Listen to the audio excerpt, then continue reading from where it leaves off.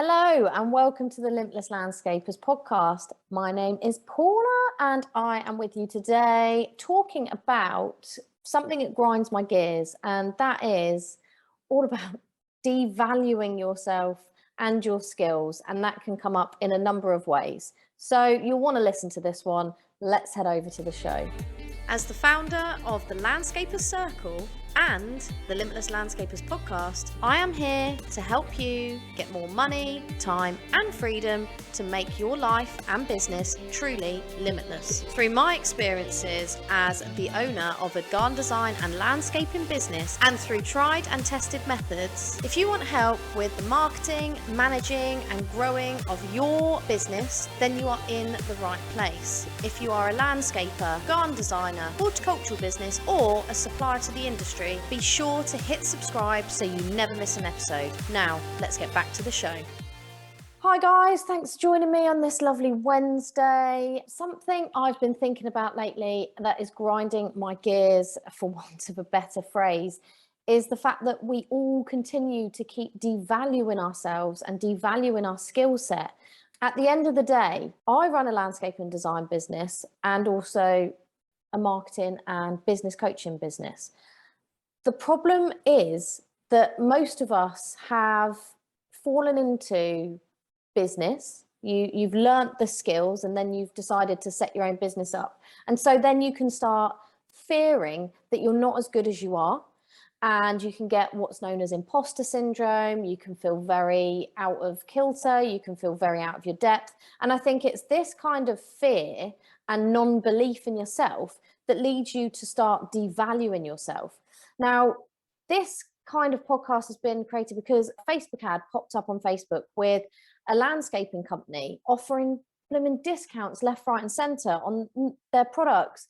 They don't charge for site visits. And it was just, well, it was awful. And I just thought, this is the problem. We don't value ourselves. So why should our customers actually value us? It's something that I've been trying to do in my own landscaping business, is to value what we offer, hence why we've started charging for site visits and have been doing so for just over a year now.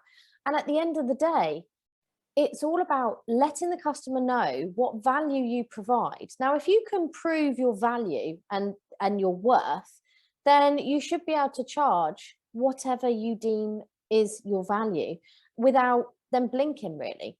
And I think what's really annoying me lately is the fact that I've been to so many sales and marketing training, business groups, and a lot of them focus around, to get a sale, the only way to do it is to offer a discount or offer a lead in. And I just think that's a load of rubbish, like absolute rubbish. There's no way. And this is the problem I had when I was part of a group that offered sales and marketing training many years back now. And they didn't understand the landscaping industry. And I was like, I cannot offer 10% discount on a blooming 20, 30 grand driveway. I cannot offer, what freebie would you blooming offer when people are spending, 10 to 50 grand on their garden, say? People do not get that this is not the way to go in landscaping. And it just really does piss me off, because people believe that giving money off will get a sale. Well, I don't believe that's the way you get a sale. I believe that you show your value. You show your client why they should be spending their hard-earned cash with you and what value do you bring to the table. Like, why would people use a garden designer? People go, I just want a patio and this, that, and the other. Well, if you pay a garden designer for their services, you pay for their creativity, you pay for the fact that they can see beyond the plain square of lawn that you've currently got or the old shabby patio you've got in place. You pay for their vision, their inspiration, their knowledge. Now, you could just do it yourself, get a landscaper in, or even better yet, why not get a builder in? Again, that's for another podcast episode. But anyway, they could do all of this, but they will not get the garden of their dreams. They will not get a quality space. They will not get the kind of wow that they're looking for. So therefore, are they the right customers for you? It goes back to your ideal client. If you want a quality client, You've got to find the ones that value your knowledge, your skills, and what you can do for their outdoor space. And it's not just about creating an amazing outdoor space. People are now seeing them as extensions to their homes. We are using our gardens more and more. I mean, it just proved it when we had the lockdowns. You know, we were all looking at our gardens in a different way, and people are now, you know, more entertaining more at home. And not because of COVID or a pandemic, but because they enjoy spending time, and probably what they've had done, a newly renovated outdoor space that they enjoy using. And, you know, I don't think discounts are the way forward. And this leads into, you know, if you value your expertise, because a lot of you, and ourselves included, have been to university, college, you might have done an apprenticeship scheme, you have invested in yourself to basically be the best you can be.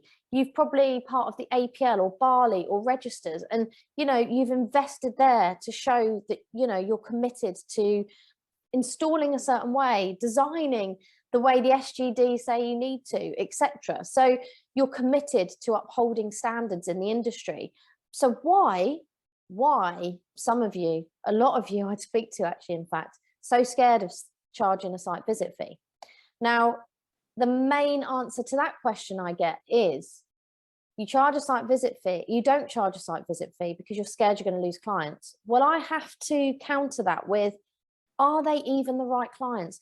If a customer cannot pay a bare minimum of a site visit fee, now you can set your site visit fees, it could be £1 if you want, but basically, if they cannot pay for your time, now let's remember how much time is spent with every new client.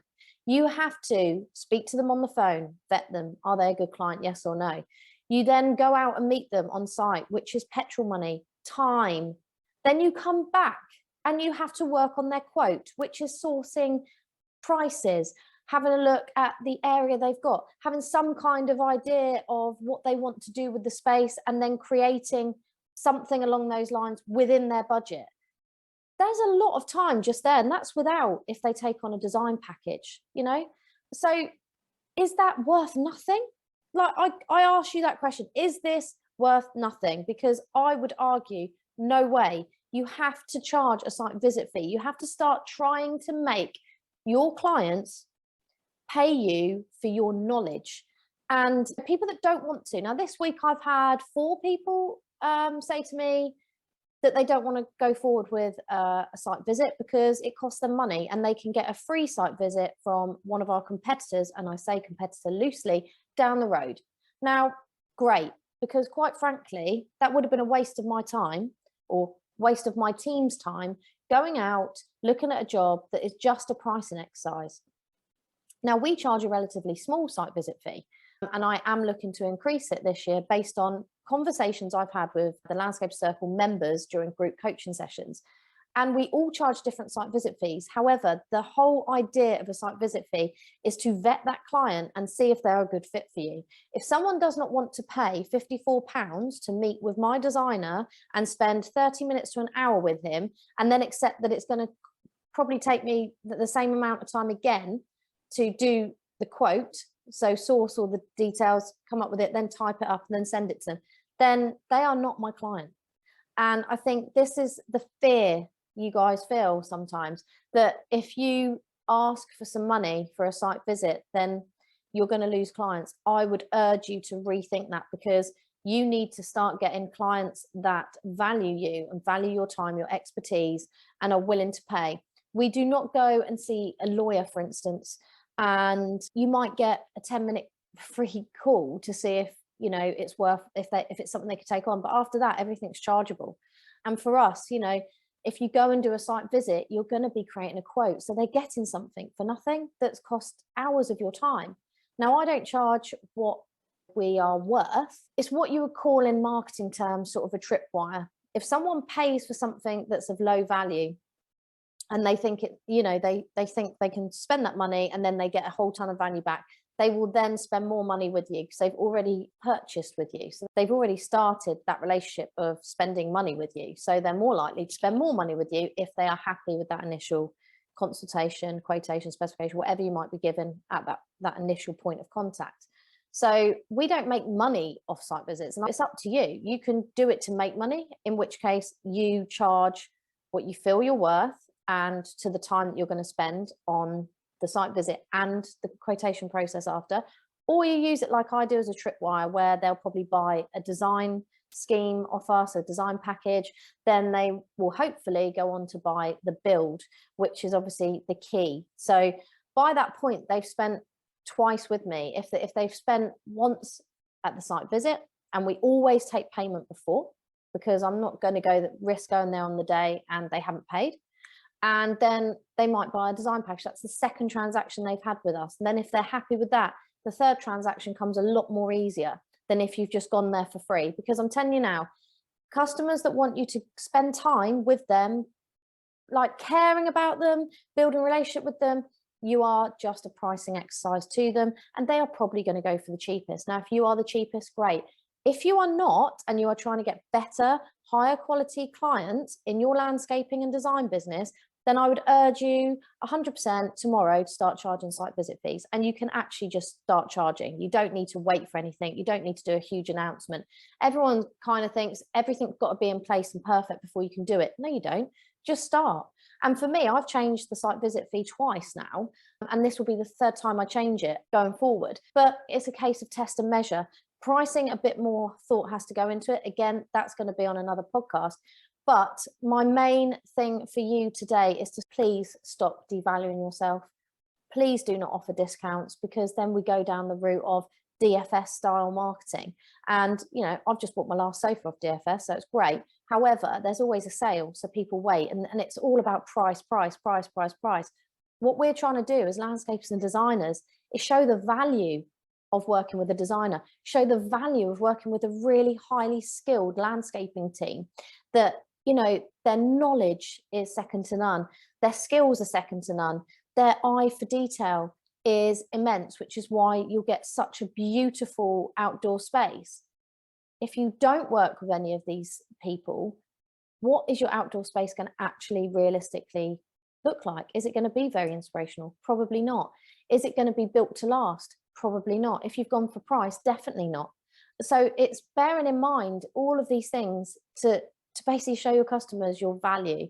So yeah, I am sick of people devaluing themselves in this industry. I think you are all highly skilled individuals, and you are business owners trying to run a business, trying to build a life for yourself and your family that you love, and deliver quality landscaping solutions and design solutions. So this is just a message: just stop devaluing yourself. And also, a final point, when you charge for a site visit, do not refund them if they go with you. It's something I did for a while, and it doesn't work for me. You've got to see it as a standalone service. They are paying you to attend their property and spend time with them discussing their outdoor space. And you've got to be inspirational when you come up with designs, and you then have to follow up with giving them a free, not a free, but a quote. So yeah, please don't refund that, because that is your time. You've spent time, you've built a relationship with them, and they should be happy to spend money with you at that stage. So go out there, start charging site visit fees, start showing them your value, and stop devaluing yourself. That's me done. Rant over. See you on the next podcast.